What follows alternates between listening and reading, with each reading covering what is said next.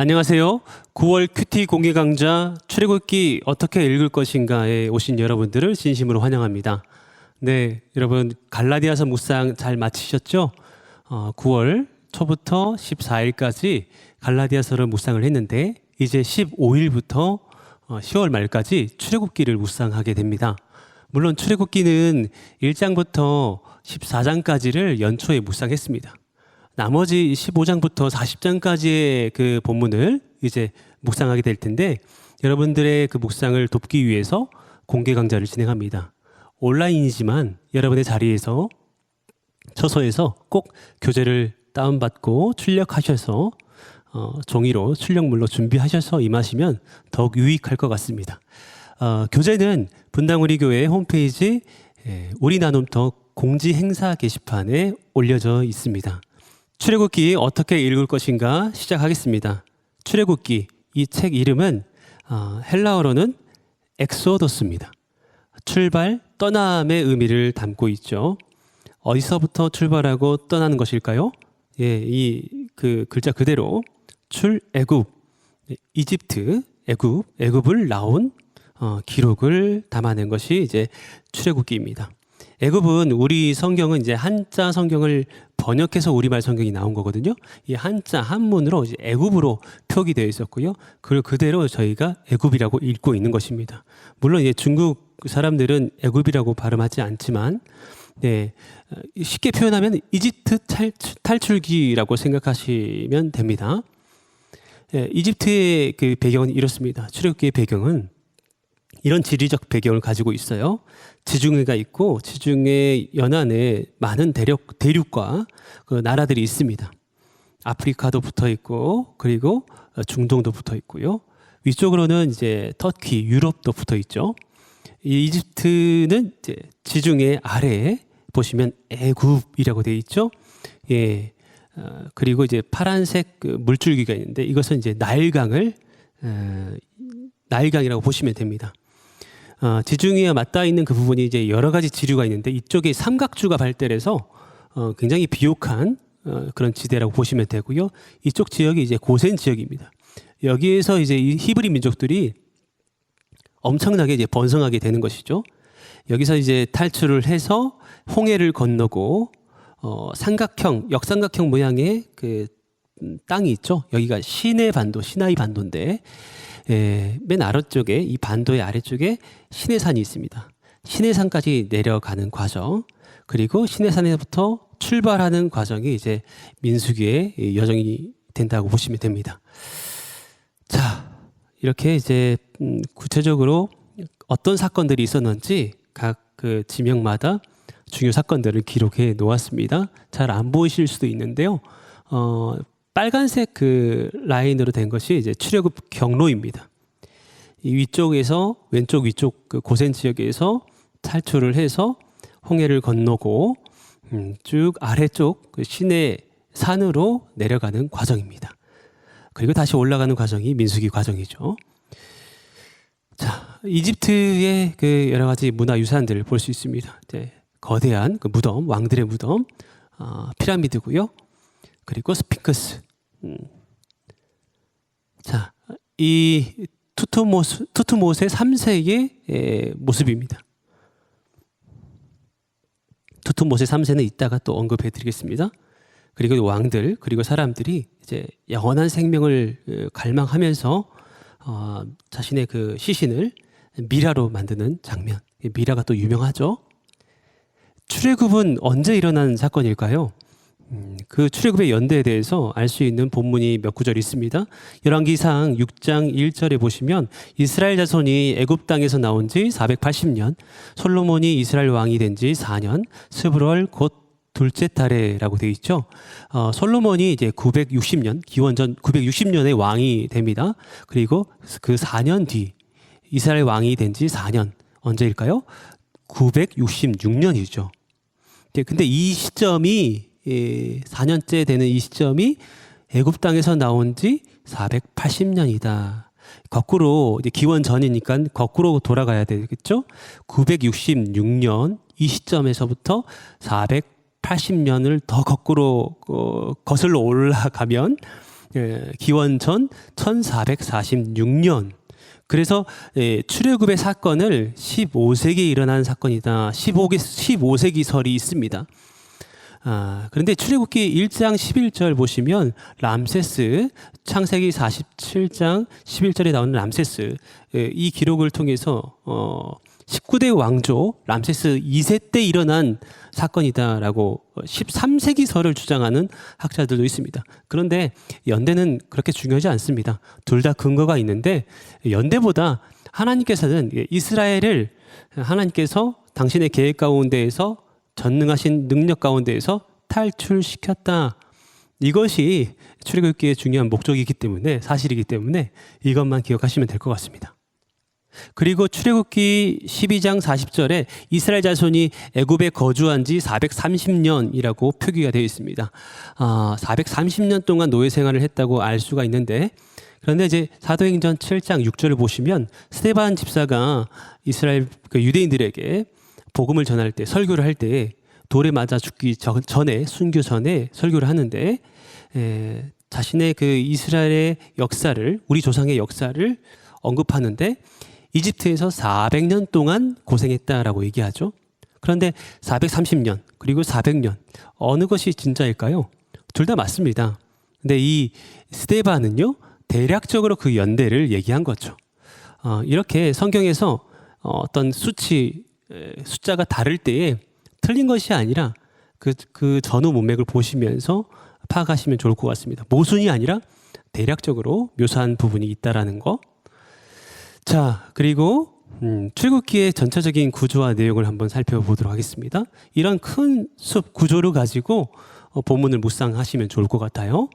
1장부터 2장까지는 하나님의 사람 모세를 준비시킵니다. 그리고 3장부터 4장까지는 모세에게 하나님이 어떤 하나님인지 내가 누구인지 모세에게 알려주는 거죠. 모세가 너무 모르고 너무 두려워하니까 하나님께서 그렇게 자기 계시를 하신 장면이고요. 5장부터 18장까지는 이 모세를 세우셔서 바로에게 가게 하시고 본격적으로 이제 10가지 재앙을 통해서 바로를 그리고 이집트를 무릎 꿇게 만듭니다. 그래서 이 10재앙 끝에 이제 홍해 바다를 건너게 되고 이집트를 탈출하게 되는 것이죠. 19장부터 24장까지는 시내산 언약을 체결하고 거기에서 이제 그 과정에서 십계명을 주시는 장면 그리고 이 율법에 대한 십계명에 대한 세부적인 시행 세칙들이 있는 본문이 바로 19장에서 24장까지입니다. 그리고 25장부터 40장까지는 성막을 건축하는 것을 명령하시는 하나님 그리고 제사장을 위임하는 세우는 장면 그리고 하나님께서 이 이스라엘 백성들이 황금 송아지를 숭배함으로 인해서 우상 숭배로 인해서 언약이 깨어지거든요. 다시 이제 하나님이 이제 제 언약을 체결하시는 장면이 나옵니다. 자, 이런 구조를 통해서 이런 내용을 통해서 우리가 알 수 있는 것이 무엇일까요? 출애굽기는 하나님의 백성이 살아갈 하나님 나라 땅을 찾아가는 과정이 기록되어 있습니다. 그리고 하나님의 나라에 필요한 법이 무엇인가? 이 법이 제정이 되고 또 그것을 가지고 언약하는 과정이 나오는 것이죠. 그리고 하나님이 함께 하시는 하나님이 임재하시는 성막 오늘날로 얘기하면 이제 성전 교회라고 할 수 있겠죠. 성막 제작이 기록된 책이 바로 출애굽기입니다. 그러면 이제 세부적으로 살펴보도록 할게요. 1장, 2장은 하나님의 사람 모세를 준비시키는 그런 내용이라고 했습니다. 출애굽기 1장 8절에 보시면 요셉을 알지 못하는 새 왕이 일어나 이렇게 얘기하고 있습니다. 새 왕은 힉소스 왕조를 이어서 아모세라는 그런 왕이 새로운 왕조를 여는데 이 아모세 때일 것이다 라고 추정을 해요. 아모세의 후손인 투투모세 3세 그리고 모세를 건지는 공주는 이 투투모세 3세의 딸 하셉슈트 공주일 것이다 라고 학자들은 추정합니다. 이 공주가 이집트에서 굉장히 또 유명한 공주였다고 하네요. 이집트 왕 이름이 투투모세.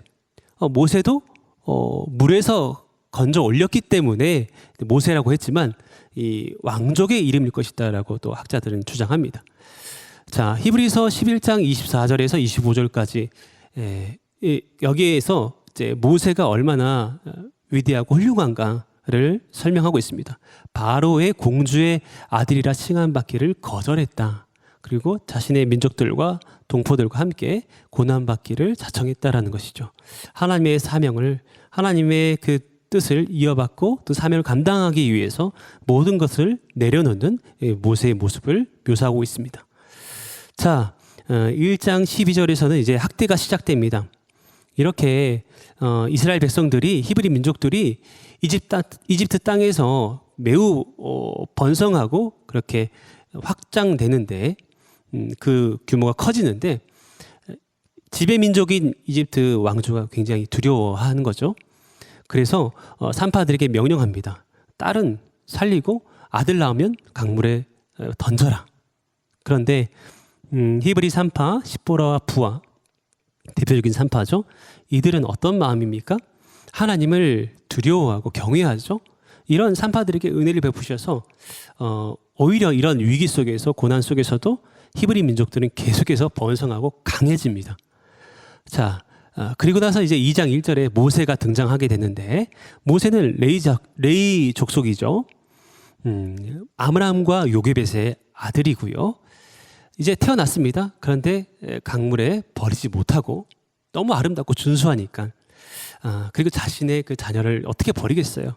그래서 이제 이 요게벳이 몇 달 동안 키웁니다. 그런데 점점 그 목소리가 커지고 울음소리가 커지니까 더 이상 키울 수 없는 시점이 되어서 갈대 상자를 만들고 역청을 바르고 그 안에 아기 모세를 넣고 하나님께 맡기면서 강물에 띄워 보내죠.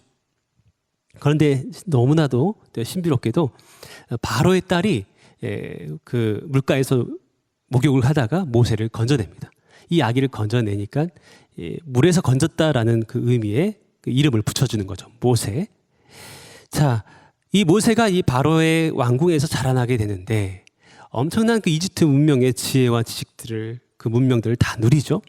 그런데 모세가 자신의 동포 히브리 민족이 이집트 관리에 의해서 괴롭힘을 당한 것을 보게 된 겁니다. 그로 인해서 관리를 때려 죽이고요. 바로의 낯을 피하여서 미디안 땅으로 도망갑니다. 근데 거기에서 르우엘을 만나게 되는 거죠. 르우엘은 다른 이름으로 이드로입니다. 모세의 장인이죠.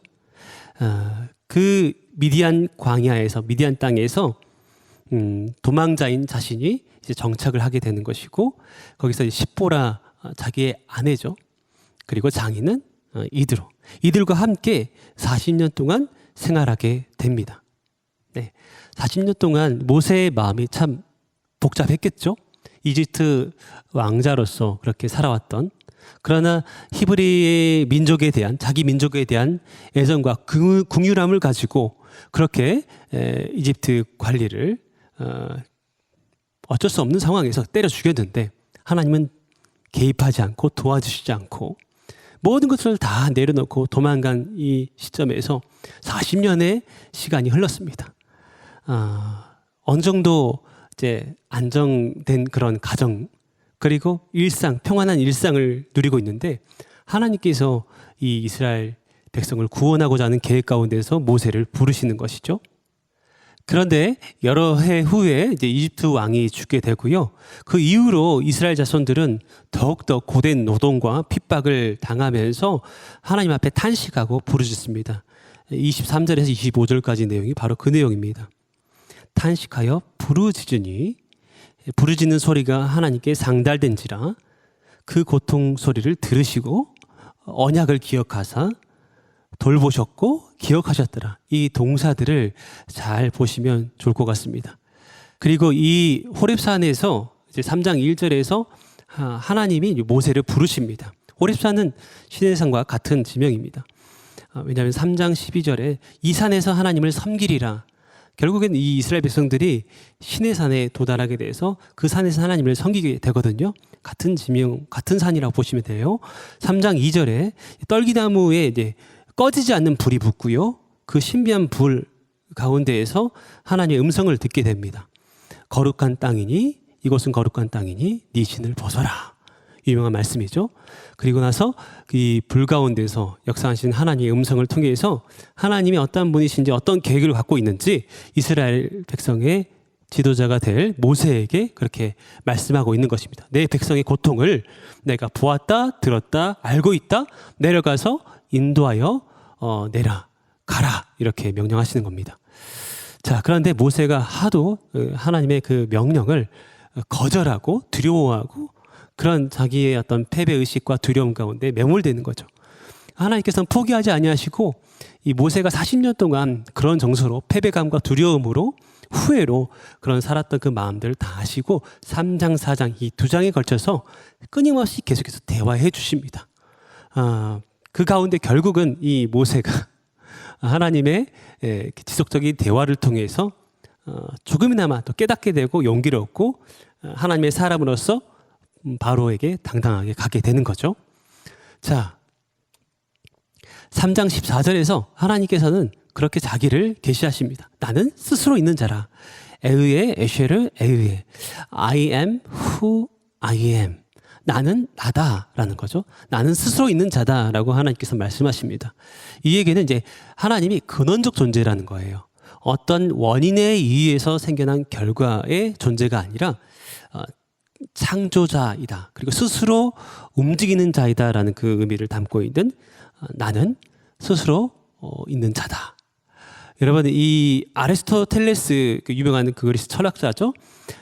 아리스토텔레스가 이제 4원인, 4가지 원인이라는 그 철학을 만들어냈는데 형상 원인, 물질 원인, 이런 4가지 원인 중에서 운동 원인이 있습니다.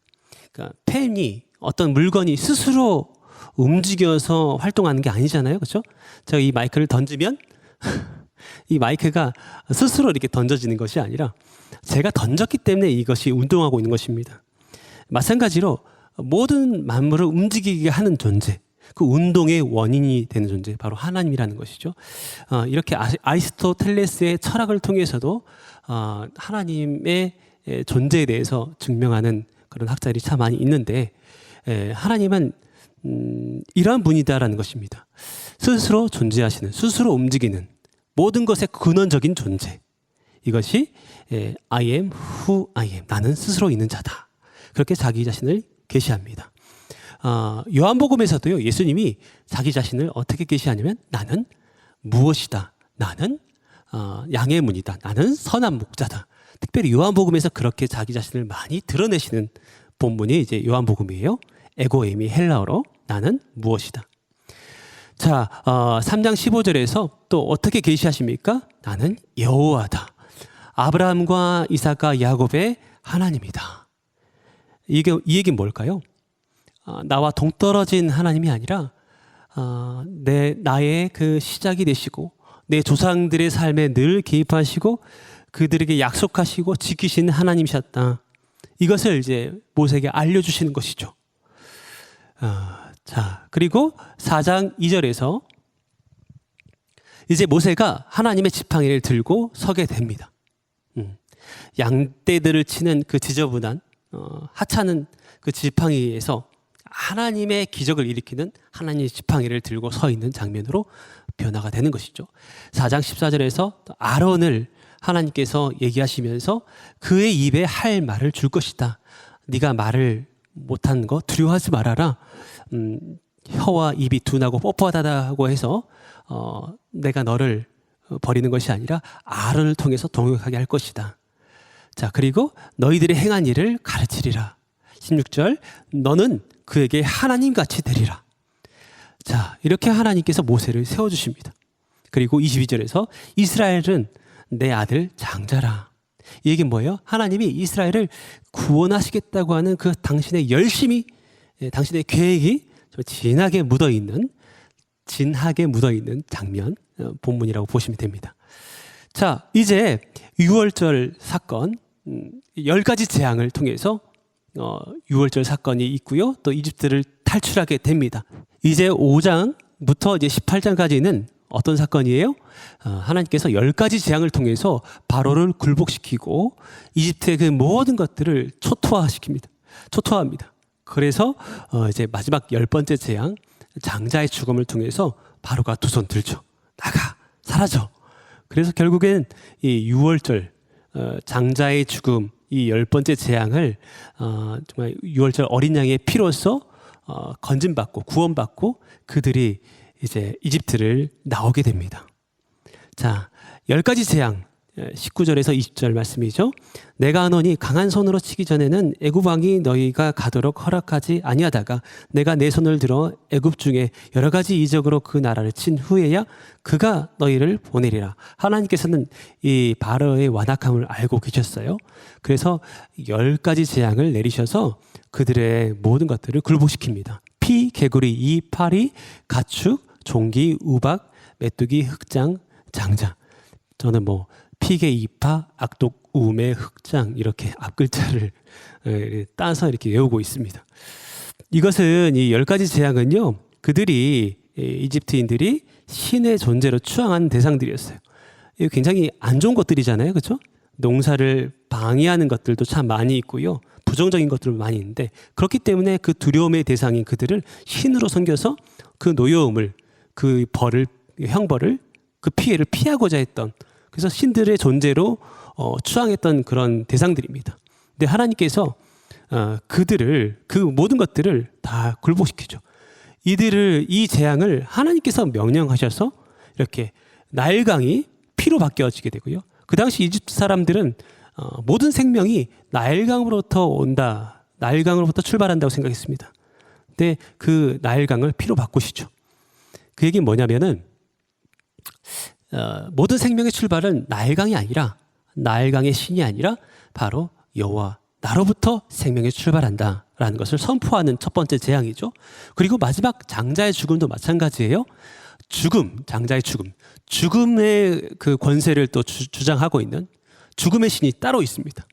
근데 그것 또한 하나님께서 굴복시키는 장면이 마지막 장자의 죽음이죠. 처음부터 끝까지 모든 권능이, 능력이 다 내게로부터 나온다라는 것을 선포하는 장면이 10가지 재앙입니다. 12장 12절, 애굽의 모든 신들을 내가 심판하리라, 나는 여호와라. 이것이 10가지 재앙의 목적입니다. 하나님만이 참된 신이다라는 것을 말씀하고 있는 것이죠. 자, 이렇게 10가지 재앙이 일러스트로, 만화로 잘 기록되어 있습니다. 이렇게 보니까 훨씬 더 와 닿으시죠? 자, 마지막 그 10번째 재앙, 장자의 죽음. 이 죽음의 재앙을 피하기 위해서는요, 어린 양을 잡아서 그 양의 피를 문 지방과 문 설주에 바릅니다. 이 양의 피를 보고 죽음의 천사가, 죽음의 신이 넘어간다라는 의미에서 유월절이 나왔습니다. 이날을 이스라엘 백성들은 유월절로 기념하는 것이죠. 무교병, 쓴나물, 그리고 양고기를 먹는 절기입니다. 7장 7절, 하나님께서는 이 10가지 재앙을 통해서 하나님이 여호와이심을 드러내는 거예요. 누구에게요? 가나안 땅에 들어갈 이스라엘 백성들에게. 왜냐하면 이 430년 넘게 종살이, 노예 생활을 하면서 이집트의 신들이 정말 능력 있는, 힘이 있는, 무서운 신이라고 생각했던 그들이기 때문에, 하나님을 잊어버리고 있었기 때문에 하나님만이 전능하신 하나님이시고 여호와시다라는 것을 다시 한번 기억하게 하는 거죠. 그리고 파라오와 이집트 백성들에게 하나님께서 여호와 되심을 그렇게 알려주고 있습니다. 10가지 재앙을 통해서. 그리고 주변 이방 민족들에게도 이 사건이 굉장히 널리 퍼지게 되고요. 그리고 이후 모든 세대와 현대를 살아가는 우리에게도 수많은 우상에 의해서 사로잡히고 그것을 쫓는 우리에게도 하나님이 참된 하나님이시라는 것, 여호와시라는 것을 이 10가지를 통해서 우리가 알 수가 있는 것이죠. 이 10가지 재앙을 통해서. 자, 6장 7절에서 나는 이 애굽 사람의 무거운 짐 밑에서 너희를 빼낸 너희의 하나님 여호와인 줄 너희가 알지라. 계속해서 하나님께서 그렇게 말씀하세요. 내가 여호와인 줄 알리라. 나를 여호와인 줄 알리라. 하나님께서 자기 자신을 드러내십니다. 이 10가지 재앙을, 각 재앙을 내릴 때마다 이 말씀을 하세요. 이 재앙의 목적이 분명하게 드러나 있는 것이죠. 그런데도요, 이스라엘 백성들, 그리고 이집트인들은요, 이것을 깨닫는 데서 참 많이 오래 걸렸던 것 같아요. 결국에는 두 손 들고 하나님을 두려워하면서 이스라엘 백성들을 내어 보내주는데, 출애굽기 12장에는 유월절 사건이 나타나는 거고요. 유월절은 이제 패스오버, 페사흐라는 단어입니다. 니산월 아비벌 하룻밤에 일어난 사건이고요. 여러분 그 12장 8절에는 어린 양 그리고 쓴 나물 무교병을 먹으라고 하는 하나님의 명령이 또 담겨져 있습니다.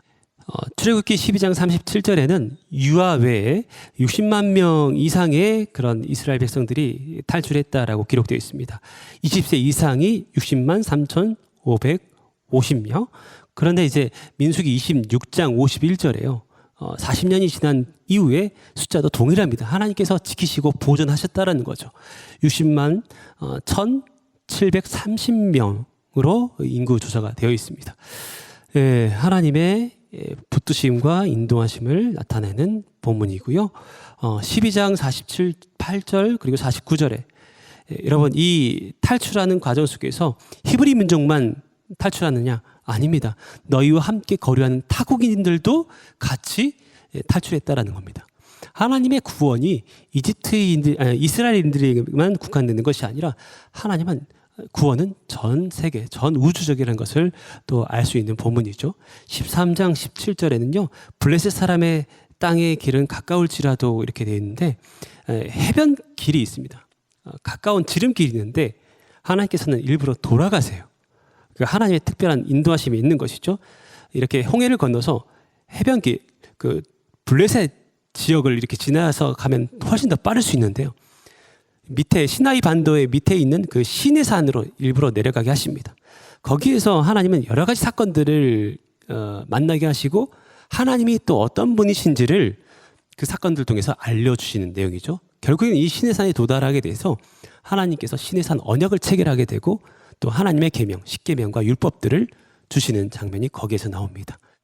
그리고 19절에서 모세가 요셉의 유고를 가졌으니 그냥 나온 것이 아니라 요셉의 유언대로 그 유고를 취해서 같이 출애굽하게 되는 것이죠. 그리고 이제 13장 22절에는 낮에는 하나님께서 구름 기둥으로 밤에는 불 기둥으로 지켜주시는 장면이 등장하게 됩니다. 자, 이렇게 이집트를 탈출을 해서 시내산으로 내려가는 과정에서 그런데 이제 완전히 탈출한 것은 아닙니다. 홍해를 만나게 되는 것이죠. 14장 7절에 병거 600대 그리고 모든 무기와 그 지휘관들이 총동원돼서 이스라엘 백성들을 뒤쫓게 됩니다.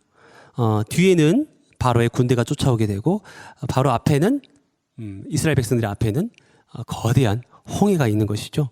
그런데 그 가운데서 두려워하고 떨고 있을 때 두려워하면서 모세에게 또 하나님께 부르짖고 있을 때에 하나님께서는 그렇게 두려워하고 불평하는 차라리 애굽에서 죽는 것이 나았을 뻔했다. 괜히 나와가지고 우리가 여기서 죽는구나. 광야에서 죽는구나. 라고 하면서 원망하게 되는 거죠. 13절에서 너희는 두려워하지 말고 여호와께서 행하시는 큰 구원을 보라. 모세가 지팡이를 들고 홍해를 향해서 내밀 때에 그 거대한 홍해가 갈라지는 기적을 경험하게 됩니다. 홍해를 그래서 건너게 되고요. 이것은 이제 고린도전서 10장 2절에서 집단으로 이 민족이 이스라엘 민족이 홍해를 건넜다라는 그 구원을 받았다라는 것을 상징하면서 세례라는 표현을 쓰게 됩니다. 이제 광야의 생활이 시작됩니다. 15장 22절에서 이제 수르 광야에 도달하게 되는데 마라라는 지점에서 물을 마시고 싶은데 쓴물만 있는 제대로 된 식수가 없는 상황을 발견하게 됩니다. 근데 하나님께서 모세를 통해서 그 쓴물을 먹을 수 없는 물을 바꿔주시는 단물로 바꿔주시는 장면이 등장하게 됩니다. 자, 16장 1절에서는 신광야에서 엘림과 시내산 사이에서 모세와 또 아로들 백성들이 원망하게 됩니다. 먹을 것을 달라고. 그런데 거기서 하나님께서 고기를 주시는 것이죠. 메추라기를. 그리고 16장 4절에 만나를 경험하게 됩니다. 하늘에서 정말 특별한 양식이 내려지는 것인데 보시면 31절에 보시면 가시같이 희고 맛은 꿀 섞은 과자 같더라. 꿀까베기? 그건 아니고 뻥튀기? 예. 아무튼 간에 특별한 그 양식을 하늘에서 내려줍니다. 근데 이것은 하나님이 주신 그 원칙이 있어요. 하루치만 일용할 양식만 거두라고 말씀하십니다. 이틀치, 3일치 이렇게 거두게 되면 불안함과 탐욕으로 그렇게 거두게 되면 결국은 썩게 되는 거예요. 그리고 이제 안식일을 앞두고 어떻게 됩니까? 이틀치를 안식일에는 아무것도 하지 말아야 되니까 이틀치를 걷게 하시고 안식을 지내게 하십니다. 이것을 통해서 하나님께서는 안식의 개념을 또 가르치는 거죠.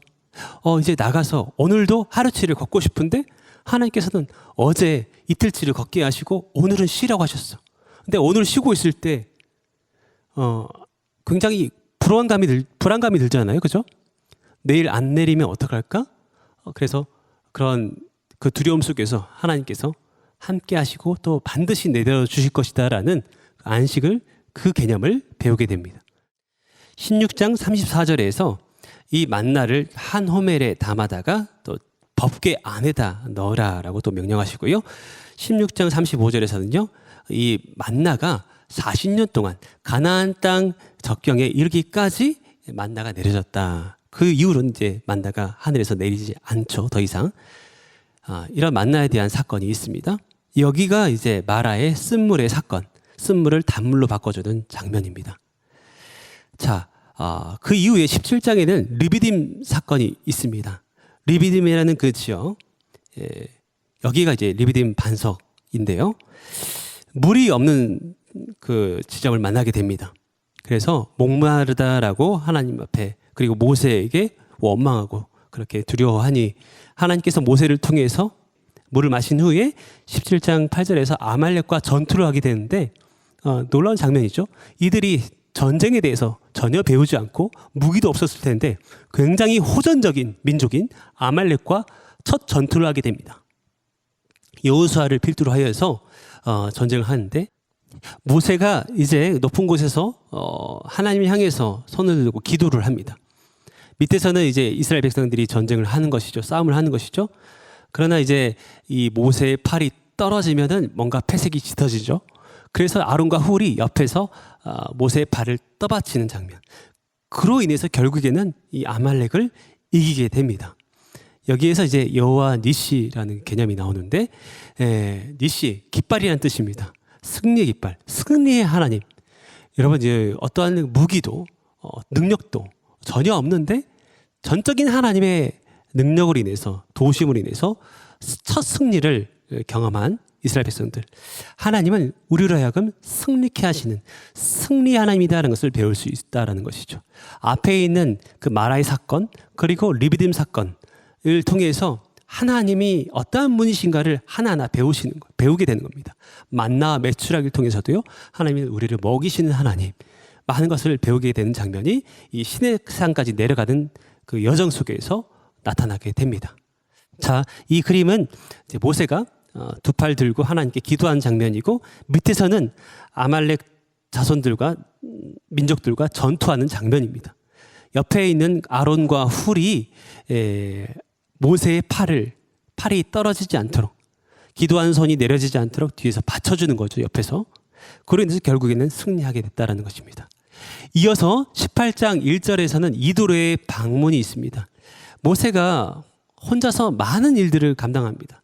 백성들이 어떤 문제가 생겨요.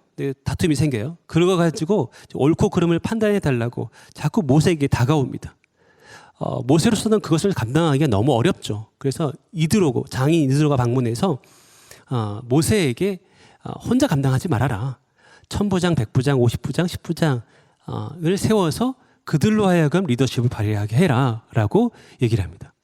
자, 이뤄내서 굉장히 좋은 시스템이 구축이 되는 것이죠. 모세의 어떤 그 마음의 부담, 육신적인 피로감이 또 해소가 되는 장면입니다.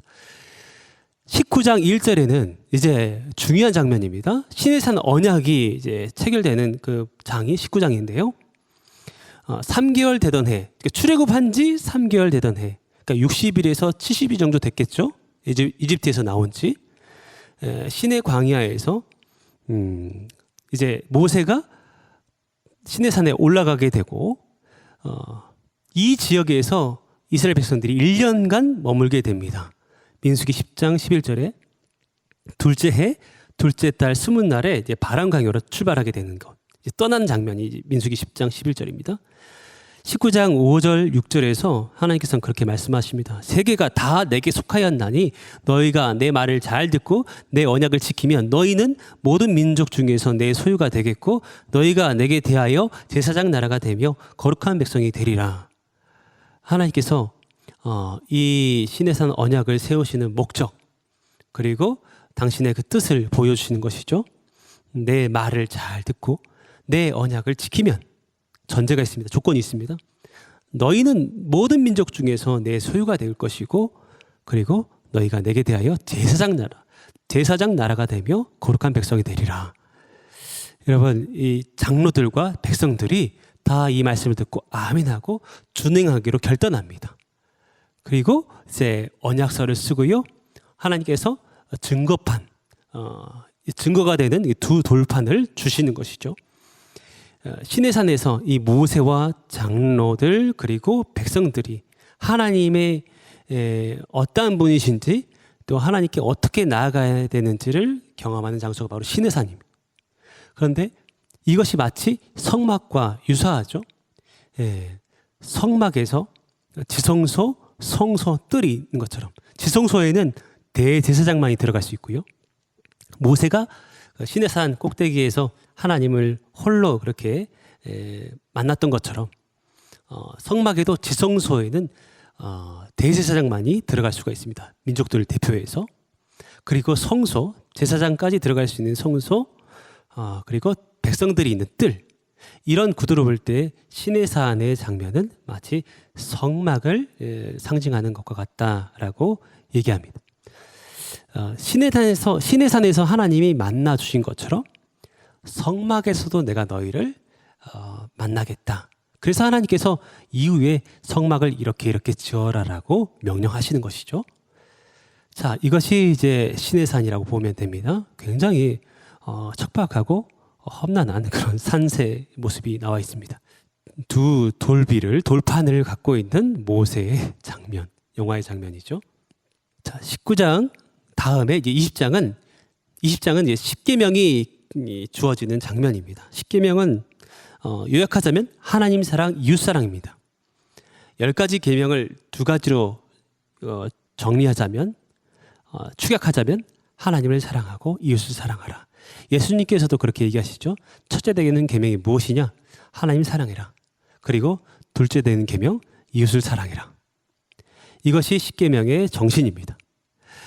이 십계명의 2가지 정신이 여러 그 계명으로 또 수백 가지의 조항들로 나타나게 되는데, 출애굽기 21장 23절에서 25절 그리고 21장의 여러 구절을 통해서 여러 가지 조항들이 있는데, 율법들이 있는데, 이걸 통해서 하나님께서 율법의 정신이 무엇인가, 하나님을 사랑하고 또 동시에 이웃을, 사람을 얼마나 사랑하고 위하시는가를 볼 수 있는 그런 내용들이 나오게 됩니다. 뭐 종에 대해서, 그리고 아버지나 어머니를 치는 자에 대해서, 그리고 소가 남종이나 여종을 받았을 때에, 그리고 도둑에 대해서 어떻게 대해야 되는지, 그 이후에도 마찬가지요. 이방 나그네에 대해서, 과부와 고아에 대해서, 가난한 자에 대해서, 뇌물에 대해서, 이런 여러 계층들과 대상들에 대해서 하나님이 그들에 대한 어떤 마음을 갖고 계시는지를 알 수 있는, 또 우리는 어떤 마음으로 그 이웃들을, 민족들을 대해야 되는지를 볼 수가 있는 것이죠. 하나님 사랑, 이웃 사랑, 이 율법의 정신이 곳곳에 묻어 있습니다. 그리고 23장 14절에서 절기에 대해서 얘기하는데요. 크게 3가지 절기가 있죠. 무교절, 그리고 맥추절, 수장절. 이 3절기를 통해서 7가지 절기가 또 나오는 것이고요. 그리고 하나님께서 23장 31절에 가나안 땅에 갔을 때 이 정도 땅을 주겠다, 경계를 말씀하십니다. 내가 내 경계를 홍해에서부터 블레셋 바다 지중해까지, 그리고 광야에서부터 유브라데까지, 이렇게 동서남북의 경계를 말씀해 주시는데, 이것은 아브라함 그리고 모세에게 약속된 그 경계입니다.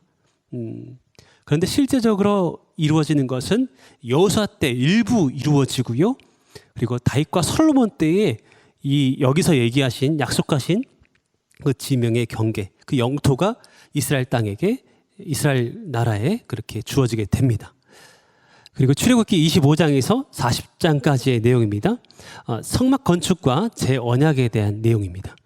25장 8절에서 9절 그리고 40절 여기서 하나님께서 성소를 지으라고 말씀하시는데 나를 위하여 하나님을 위하여 짓는 것입니다. 그리고 하나님께서 말씀하신 양식대로 설계도대로 그렇게 지으라고 말씀하십니다. 이것을 지으신 목적이 무엇입니까? 왜 성소를 지어야 합니까?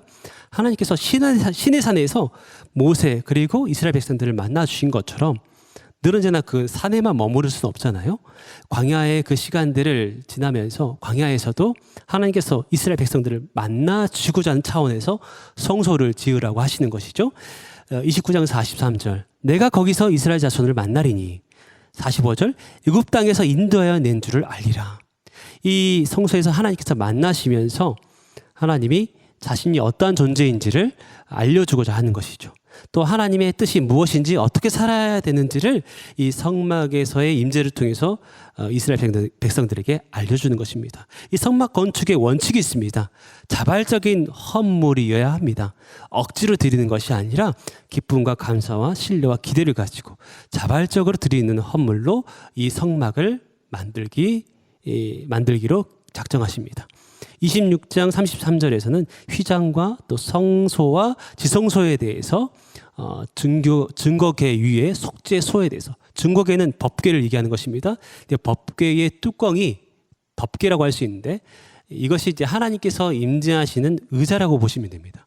속죄소, 시은소, 시은좌라는 그런 여러 가지 명칭이 있고요. 그 두 천사가 이제 날개를 맞대고 있는 그 형상 제가 이따가 또 이미지로 보여드리겠습니다. 이렇게 이제 증거궤 속죄소에 대해서 말씀하시고 28장 36절에서는 제사장의 그 규례에 대해서는 얘기하는데 제사장의 의복에 순금으로 된 그 패가 있습니다. 여호와께 성결이라는 그 글자가 새겨져 있고요. 그리고 31장 2절 6절에서는 브살레일과 오홀리압 성막을 짓는 성소를 짓는 장인들을 얘기하는 것이고요. 이들과 함께 자원하는 일꾼들이 함께 성소를 짓게 됩니다. 그리고 이제 성전 봉헌식이 있습니다. 39장 그리고 40장에 걸쳐서 성전을 다 성막을 완공하고 하나님께 봉헌하는 장면이 나오게 됩니다. 자, 이 그림은 이제 성막의 내부를 좀 더 살펴보는 장면입니다. 또 이제 각각 그 기구의 명칭들이 기록되어 있죠. 먼저 아래에 있는 그 성막 전체를 보십시오. 성막 문을 지나서 번제단이 있습니다. 번제단에서 가축을 짐승을 잡아서 하나님께 제사를 드리는 그리고 그 이후에는 이제 물두멍에서 손을 씻고 정결하게 한 다음에 성소에 들어가는 것이죠. 여기까지가 이제 성막 뜰이고요. 그 작은 건물이 바로 작은 장소가 바로 이제 성소이고 성소와 또 지성소, 성소와 지성소를 가로막는 또 휘장이 있습니다. 이 성소 안에는 그 등대 그리고 진설병상, 분향단 이것이 있는 공간이 바로 성소고요. 안쪽에 언약궤가 있잖아요. 법궤. 그리고 이 법궤의 뚜껑이 바로 시은소, 시은좌, 속죄소 이 세 가지 명칭으로 불려지는 법궤입니다. 법궤, 언약궤. 이 언약궤가 있는 공간이 지성소입니다. 이 지성소에는 대제사장만이 들어갈 수가 있죠. 자, 좀 더 다른 그림으로 또 세부적으로 살펴보겠습니다. 왼쪽 위에 그 그림은 바로 이제 법궤고요. 이 두 천사가 바로 그룹이라는 명칭의 천사입니다. 이 두 그룹이 날개를 맞대고 있는 장면. 이 윗부분이 언약궤, 법궤의 윗부분이 시은소, 시은좌, 속죄소라는 명칭의 법궤의 덮개입니다. 예, 뚜껑. 자, 여기에 하나님이 임재하신다라고 이렇게 생각하시면 돼요. 그리고 이제 그 오른쪽 위에 있는 상이 바로 12 진설병이 놓여져 있는 떡상, 진설병 상입니다. 그리고 왼쪽 아래에는 7개의 초고가 있는 금초대 등대고요. 오른쪽 아래에는 기도를 상징하는 그 향단, 분향단입니다. 이 네 가지 기구가 성소, 지성소 안에 있습니다. 지성소 안에는 법궤만 들어 있고요. 자, 이 성막을 기준으로 하여서 세 지파씩 각 사방에 진을 치게 되는 것이고요. 하나님께서는 낮에는 구름 기둥으로 그리고 밤에는 불 기둥으로 이렇게 이 모든 이스라엘 백성들을 보호하시고 인도하십니다. 자, 이어서 32장에서 34장까지의 내용은 재언약 사건을 얘기하고 있습니다. 아론이 큰 실수를 하게 돼요. 왜냐하면 32장 1절에서 모세가 시내산에서 더디 내려오니까 이 불안해진 이스라엘 백성들이 아론을 독촉해서 우리를 인도하여 낸 그 신을 만들라라고 얘기를 합니다. 32장 4절에서 그래서 금송아지를 만들게 되고요. 금송아지는 금은 이제 부유함을 상징하고 송아지는 소는 바로 번영을 상징하겠죠. 그리고 이것은 금입니다. 영원한 부유함과 번영을 상징하는 이 송아지 형상으로 이것이 하나님인 줄 착각하고 또 이것이 하나님이 되었으면 좋겠다라는 마음으로 이 소의 형상으로. 그런데 왜 굳이 소였느냐? 이집트 신 중에서 이제 아피스, 소의 형상을 한 신이 있거든요. 번영과 부유함을 상징하는 아피스의 신을 본따서 이렇게 한 겁니다. 그 가운데에서 이 이스라엘 백성들이 이런 범죄를 저지르고 나서 하나님의 마음이 굉장히 근심하게 되고 분노케 되는 거죠. 하나님께서 32장 7절에서 후회하십니다. 그래서 다 모든 것을 진멸하고 싶어요. 너무 속상하신 거예요. 근데 이 이스라엘 백성들의 그 범죄함을 보면서 모세가 중재자가 되어서 자신의 목숨을 걸고 하나님 자신을 생명책에서 지은 한이 있더라도 이들을 용서하시고 당신의 언약, 우리에게 주신 그 약속, 그 말씀을 기억하십시오. 여기서 모든 것을 끝내시면 안 됩니다 하면서 그 사이에서 중재를 하는 거죠. 결국에는 하나님께서 그 화를 돌이키시고 그 결과 3,000명 가량이 죽음을 당하게 되고요. 모세 또한 그 분노를 이기지 못하고 그 십계명이 기록되어 있는 돌비를 던져서 금송아지를 깨뜨립니다. 자, 그러고 나서 이제 34장 10절에서 하나님께서 제 언약을 다시 체결해 주시는 거예요.